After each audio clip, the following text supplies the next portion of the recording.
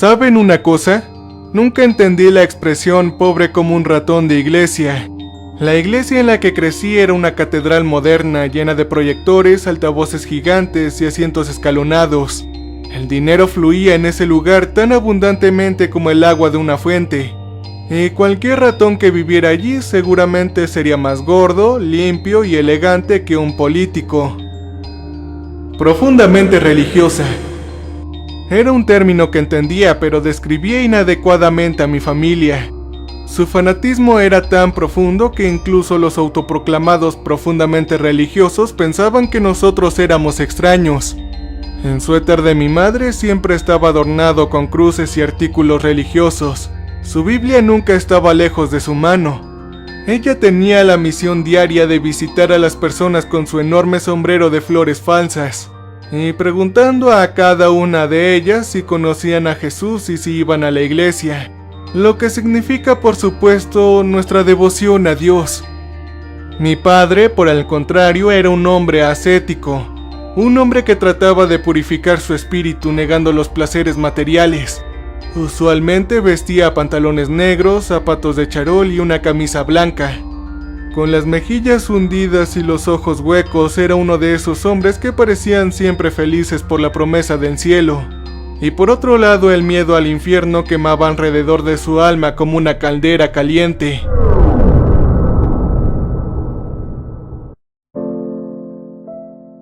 Me educaron en el hogar al menos hasta que mi madre se volvió demasiado asmática para enseñarme. La mayor parte de sus días estuvo conectada al oxígeno para asegurarse de que la extensión de su pecho continuara subiendo y bajando. Enviarme a la escuela la preocupaba. Había mantenido mi alma tan pura durante tanto tiempo, solo para que finalmente corriera el riesgo de ser corrompida por la maldad del mundo entero. A los 9 años tenía mi cabello trenzado muy apretado y un uniforme tan rígido como las camisas de mi padre. Me senté en el auto y me llevaron a la escuela local mientras mi padre me contaba sobre los terribles y voraces males de los niños para despojarme de mi alma. Sus advertencias se quedaron cortas y rápidamente me enamoré de la escuela, incluidas las otras chicas e incluso algunos de los chicos. Pero lo peor de todo para mis padres, el ardor religioso que habían intentado inculcarme toda mi vida fue rápidamente reemplazado por un deseo de saber cómo funcionaba el mundo, más allá de la parábola y la predicación.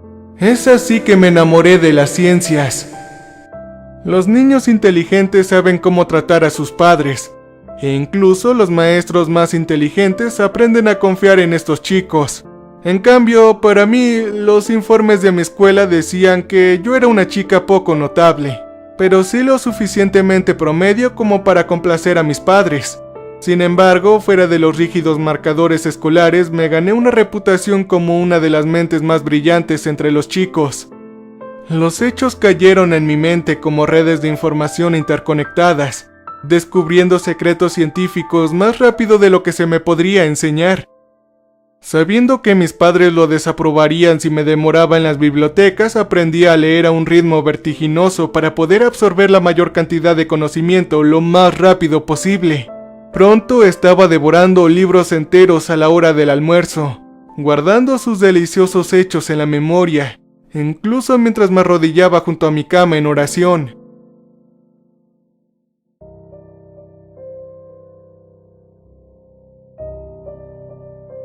A medida que crecía me preocupé por mi futuro y comencé a planear mi escape de la jaula religiosa en la que vivía. Solo prometiendo dar la mayor parte de mis ganancias a la iglesia se me permitió obtener un trabajo después de la escuela. Pero como mesera era una buena opción. Algunas de las propinas eran muy buenas y fáciles de ocultar, así que lentamente acumulé una pequeña cantidad de ahorros. Mi otro trabajo era ayudar a mi padre con su pasatiempo, lo cual en verdad era más una obsesión que otra cosa, y de la cual necesitaba alguna explicación. A menudo me contaba cómo mi madre había sido muy hermosa, cómo había sido la envidia de todos los hombres de la ciudad cuando se estaban cortejando y cómo se casaron. También me contó cómo el parto, mi nacimiento, había destruido su cuerpo sin remedio. Él me dijo que profundamente había destruido a mi madre con la maldad de mi nacimiento, que el médico le había dicho que nunca tendría otro hijo por mi culpa. El hecho de que nunca tendría un hijo y que su única progenitora era una niña había roto a mi padre de una manera profunda y fundamental. Con sus piernas parcialmente paralizadas por mi nacimiento, mi padre se volvió distante y mi madre engordó comiendo constantemente para llenar el vacío interior. Todos los demás aspectos de su autocuidado físico terminaron, y con su belleza desvaneciéndose, su matriz estéril y sus piernas casi inútiles, se convirtió en una obligación para mi padre. La iglesia nunca le permitiría divorciarse de ella, y si acaso él le permitía morir por negligencia, iría al infierno. Entonces decidió sufrir. Todos sus deseos ligados por la iglesia, incapaz de tener el hijo por el que siempre había rezado e incapaz de saciar su apetito carnal, habían terminado. Toda esa energía fuera de lugar se convirtió en su pasatiempo: coleccionar textos religiosos.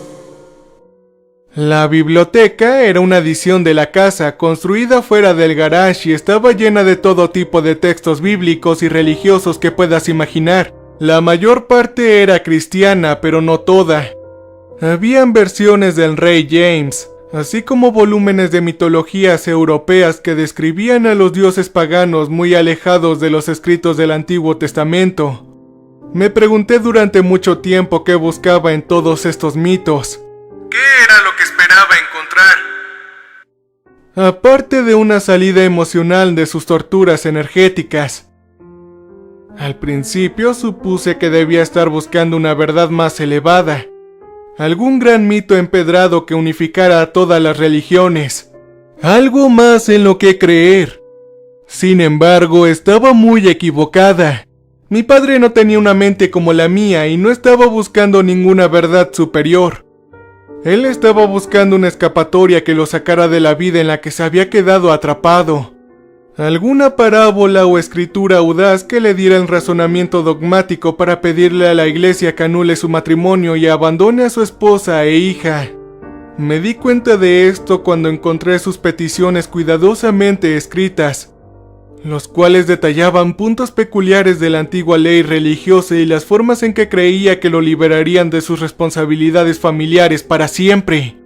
Todo ello sin alguna pena divina.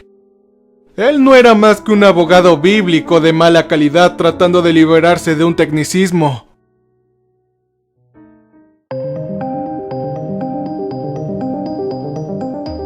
Pero mientras él arrancaba y trabajaba a través de historias didácticas y estrofas de las escrituras, su hija también estaba leyendo, consumiendo todo a través de sus textos recopilados, encontrando pequeños fragmentos de verdad aquí y por allá, y pequeñas pistas y consejos sobre algo bastante diferente: el desarrollo de la ciencia. Y luego un día encontré algo sobre el anillo de Salomón. Gran parte de la biblioteca de mi padre era basura o libros con difícil lenguaje. Habían textos escritos a mano en cuadernos de profetas locos sin hogar y pergaminos descoloridos e intraducibles que probablemente eran falsos. Recogí 3 referencias antes de encontrarlo. Tal vez alternativamente se llamaba la puerta de Ishtar, aunque no podía estar segura de que los textos se referían a la misma cosa o si uno se encontraba relacionado con el otro. En cualquier caso, era una curiosidad. Un cifrado arquitectónico creado para divertir a alguien ingenioso mesopotámico con gusto por las matemáticas y la perspectiva forzada. Era una cosa imposible. Un círculo que no podría existir como la cascada de Escher. Se enroscó y dobló sobre sí mismo. Mobius y Klein formaron un círculo contiguo y enredado que desafiaba la realidad. Esto lo dibujaría en clase cuando terminaba mis lecciones, girándolo de un lado a otro dentro de mi mente. Este rompecabezas sin solución hizo cosquillas en mi conciencia donde las ecuaciones y el cálculo no lo hacía. Desenrollé su forma y la reconstruí retándome a hacerse realidad. Los viejos escritos que encontré insinuaron que había sido real, a pesar de la imposibilidad de hacerlo y que algunos habían planeado construirlo pero habían sido detenidos. Esto realmente despertó mi interés. Y cuando la impresora 3D que había ordenado en línea a través de la biblioteca de la escuela finalmente llegó, surgió una idea en mi mente para mi proyecto final de ciencias escolares. Todas mis impresiones iniciales fueron fallidas, y el viejo hardware al que había conectado la impresora me obstaculizó gravemente. Una computadora portátil antigua encontrada en una tienda llena de productos electrónicos de segunda mano. Pero yo persistí, modifiqué y volví a modificar todas las configuraciones. Y pacientemente dibujé el anillo línea por línea usando un software de código abierto que yo mismo había modificado. Les dije a mis padres que estaba imprimiendo algunos juguetes para regalárselos a mis amigos. Mis fallas coloridas se parecían exactamente a los juguetes llamativos que se encuentran en algunos paques de dulces baratos. Así que ellos me dejaron continuar. Aunque mis fracasos se volvieron más bruscos, no pude escapar de la sensación de que era posible imprimir el anillo. Que había un truco que no podía percibir del todo y que si lo encontraba, podría de alguna manera doblar las reglas de la realidad muy ligeramente para mi ventaja. El avance real se produjo por un accidente, tal como lo ha hecho varias veces en la historia humana. Fue gracias a una pieza de mi impresora. Un diente se rompió y no tuve reemplazo. Al lado de la impresora se encontraba uno de mis fallidos anillos. Se encontraba fascinantemente brillante y muy dentado, así que sin otra opción lo archivé para darle forma y lo puse en la impresora como una pieza de reemplazo improvisada. Mi siguiente impresión estaba más cerca de lo que nunca había llegado.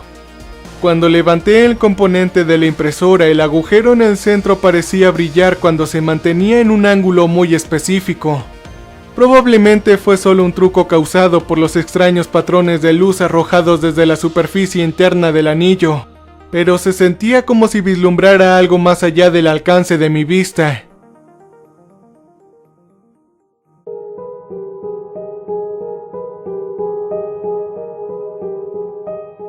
La actualización de la impresora con engranajes con anillos fue un proceso largo y tortuoso de prueba y error de impresión y reimpresión.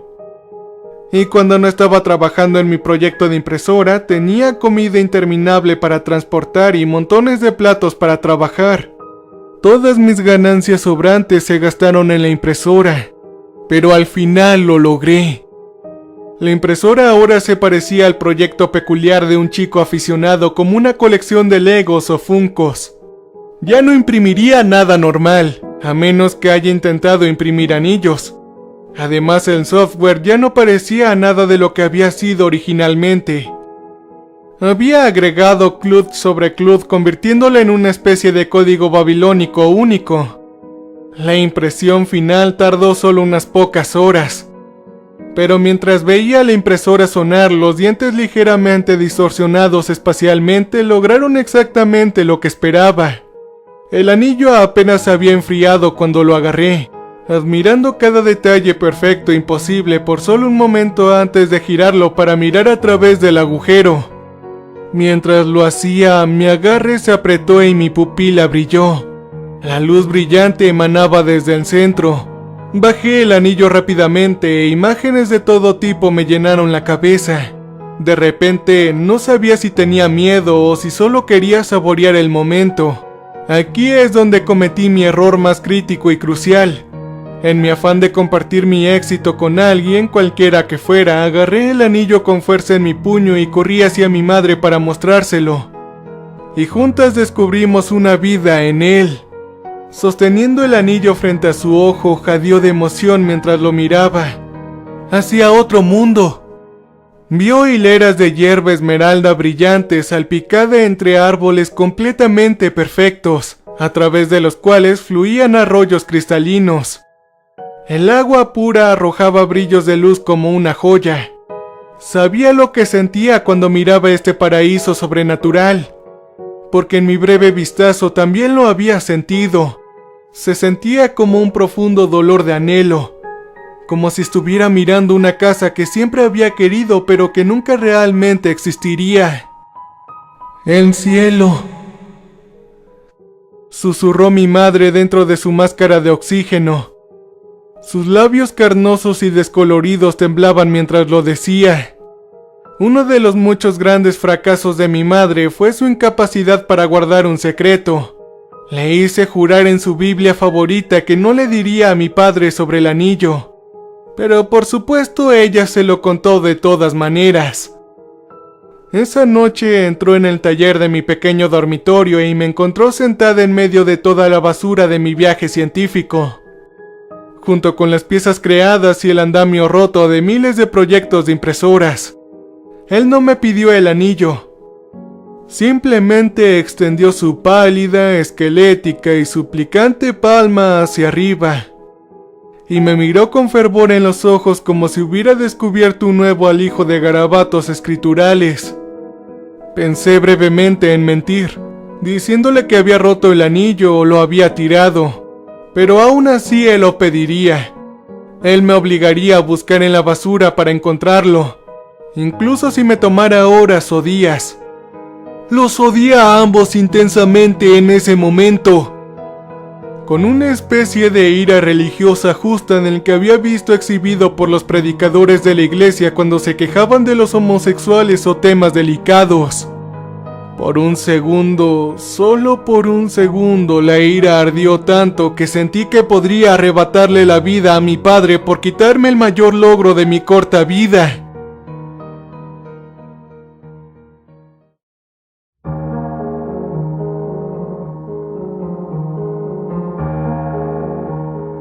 Entonces sus nudillos huesudos se conectaron bruscamente en mi mejilla, haciendo crujir mis dientes, y la furia se convirtió abruptamente en un shock frío. «Dámelo», susurró tan tranquilamente que su voz era casi inaudible. Sosteniendo una mano temblorosa contra el latido de mi pómulo, tomé una decisión. No se trata de darle el anillo. Esa fue una conclusión inevitable. No, mi elección instantánea fue mayor que este momento. Rápidamente recordé exactamente cuánto dinero tenía, qué ropa necesitaría llevar conmigo y qué tan lejos podría llegar antes de que notaran que no estaba. Mi padre me quitó el anillo. Luego procedió a tomar todo lo demás. «Eres la niña más mala de todo el mundo», él me dijo tan enojado mientras rompía mi impresora en pedazos con sus manos duras y huesudas. Ningún ser humano debería mirar el cielo antes de su tiempo. Esto es pura maldad. Cosas como las que Jesús mismo no hubiera querido presenciar y necesita ser expiada. Estoy muy decepcionado de ti. La pantalla del portátil se quebró cuando rompió la parte trasera de la máquina sobre su rodilla. Los cables se arrastraban como vísceras desde las bisagras separadas cuando él dejó caer su plástico y las pisoteó. Él golpeó fuertemente sus zapatos contra el plástico que tanto me había costado comprar. El cristal ondeaba en brillantes fracturas circulares como haciendo un homenaje al anillo que había creado. Después de que él se fue, quité cuidadosamente el disco duro sin daños. Recogí lo que necesitaba de mis pertenencias y luego salí por la ventana en una noche de otoño escalofriante. Años después, descubrí que ni siquiera me estaban buscando. Después de escapar, mis padres simplemente oraron para que me arrepintiera y regresara. Fue solo cuando perdí varios turnos en el trabajo que se vieron obligados a presentar el informe de persona desaparecida, ya que el dueño del restaurante era hijo de uno de los predicadores locales. Esto funcionó para mi ventaja, ya que podía obtener un boleto de tren a través del estado y dirigirme hacia el norte, a un clima más liberal donde no conocía a nadie y donde ya no estaría sujeta a una doctrina ridícula. Y mientras viajaba hacia mi nueva vida, en mi mochila se echaba el disco de la computadora portátil, con esos bordes metálicos duros excavando en mi columna vertebral, con un recordatorio del conocimiento que contenía. Me hice una promesa en ese tren. Reconstruiría el anillo de Salomón. Yo volvería a mirar el cielo, y esta vez ni siquiera mis padres podrían quitármelo. Pero resultó ser una promesa difícil de cumplir.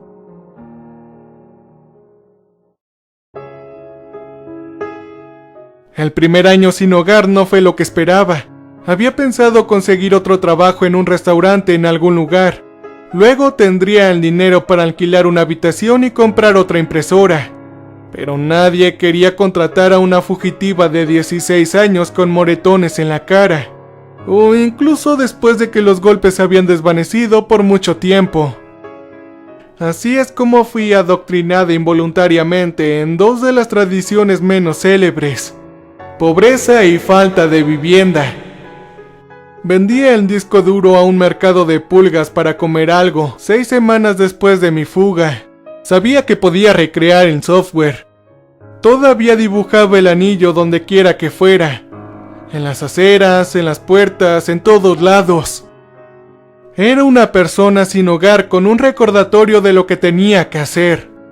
Me tomó 2 años miserables de mi vida sacarme de la alcantarilla. Hice cosas que una chica de 17 años sabía que la Biblia nunca debería haber considerado hacer. Pero no me importó. Yo era la niña más malvada que existe después de todo, ¿o no? Creando una laguna en el suelo y de paso probando a mi padre que Dios realmente existía. Lo que significa que cuando mi padre muera será castigado eternamente por tratar de salir de sus votos sagrados del matrimonio. Cuando por fin tuve el dinero que necesitaba, volví a mudarme de estado. Encontré un trabajo de administración en una fábrica de plásticos. Asistí a la escuela nocturna. Terminé irregularmente las clases que me había perdido después de que me escapé. Luego me postulé a un colegio comunitario y luego fui transferida a una universidad. Luego me postulé a un colegio comunitario y luego fui transferida a una universidad. Después del primer rechazo solicité 2 más y finalmente fui aceptada. Y así fue como me mudaba de estado a estado. Era un mundo nuevo en el ámbito académico y crecí como si nunca hubiera creído posible. Me saturé de conocimiento, viviendo una doble vida donde limpiaba hoteles y me gritaban por hamburguesas en la noche. Luego me presentaba como la mejor estudiante de mi clase durante el día, vistiendo mi camisa y pantalones limpios, zapatos lustrados y una trenza decente. La beca no debería haber sido una sorpresa, pero se me ofreció un lugar como asistente de enseñanza y luego como tutor de tiempo completo. De repente el dinero ya no era un problema, y la mayor parte de las horas que pasaba trabajando duro podían utilizarse para resucitar mi antiguo proyecto. Al principio fue difícil volver a pensar en esa vieja forma. Ojalá hubiera tenido mi disco duro con mis notas antiguas y en software modificado. Pero cuando entré en mi mente en esas viejas avenidas e intenté ignorar el trauma de mi educación, el anillo comenzó a tomar forma nuevamente. Y ahora con los recursos para mí pude mejorarlo inconmensurablemente. Sondeé cada permutación de su diseño intentando descifrar sus acertijos. Me llevó otros 2 años llevar a cabo mis planes. 7 años después de haberme escapado de casa, envié una carta a mis padres invitándolos a visitarme donde trabajaba, en un laboratorio financiado con fondos privados en California, y conteniendo la promesa de las recompensas financieras y espirituales que sentía que les debía. Me gustaba imaginar su viaje por el país. Todavía poseían el casi impecable auto de mi padre. Me imagino a mi madre jadeando en el asiento reclinable del pasajero. En lugar de niños amarrados en el asiento trasero, estarían sus tanques de oxígeno que vibraban.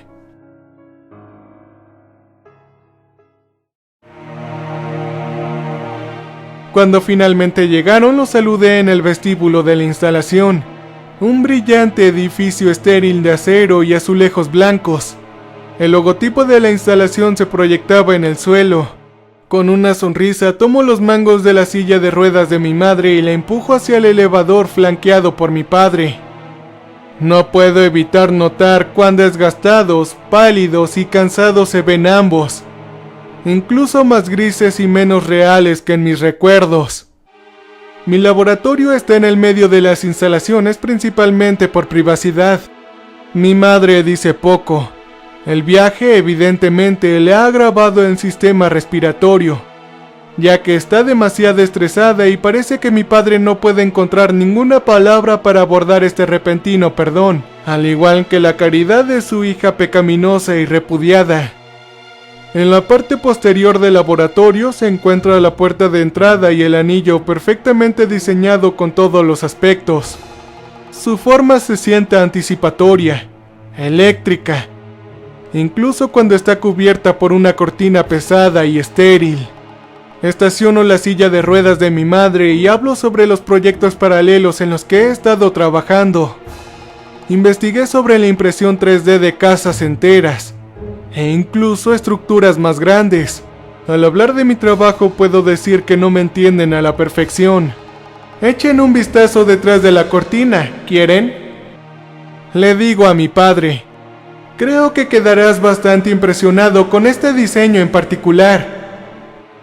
Sus manos huesudas parecidas a patas de pájaros demasiado frágiles para sacudirme los dientes ahora, hacen a un lado la cortina, revelando las corrugaciones imposibles e imponentes del anillo del tamaño de un hombre alto.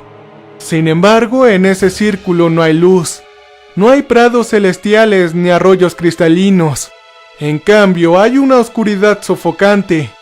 En el medio parpadea una sola brasa ardiente, tan distante que bien podría estar en el centro de la tierra. Un empujón fuerte es todo lo que se necesita para enviar a mi padre a ese terrible pozo de oscuridad. Y eso fue lo que hice. Sus brazos delgados se balancearon como molinos de viento sin poder hacer nada mientras cae. Su aullido de horror es silenciado mientras los lejanos fuegos se alzan para encontrarlo. Mi madre gime y balbucea mientras agarro su silla de ruedas nuevamente, empujándola hacia mí. Sus manos pálidas y arrugadas revolotean sin llegar a golpearme mientras la llevo inexorablemente más cerca de la condenación. El diseño original fue creado en Babel. Le explico acercándonos cada vez más al portal. Esta puerta se llama Ishtar. La torre de la leyenda bíblica no fue diseñada para alcanzar el cielo físicamente. En cambio, creo que la Torre de Babel era una especie de universidad, donde los científicos tenían la intención de encontrar una solución espacial al problema de ascender al cielo. Estamos al borde del anillo ahora y su respiración aumenta con un rostro asustado. Pero, como en todos los objetos matemáticos, la puerta puede invertirse para producir el efecto contrario. Y madre, solo hay una manera de llegar al cielo. Algún día encontraré la forma.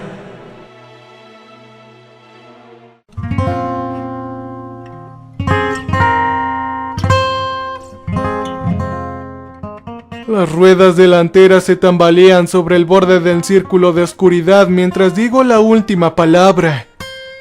¡El infierno! La veo caer al interminable vacío dejando su silla de ruedas atrás conmigo. Me sentí mejor que cuando miré por primera vez a través del anillo y vi el paraíso.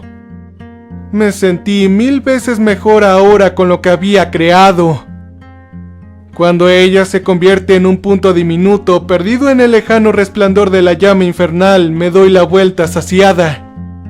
Todavía tengo mucho trabajo por hacer. La segunda puerta debe ser mucho más grande.